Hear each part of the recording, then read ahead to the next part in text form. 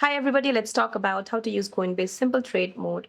So to use Simple Trade Mode on the Coinbase mobile app, first launch your Coinbase app on your phone and then open your app.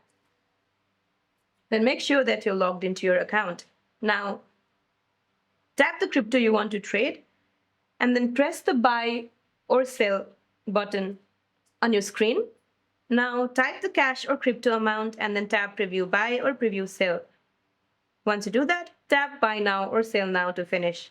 Now, to switch from advanced to simple mode, if your app is stuck on complex charts and order books, you are in advanced trade mode.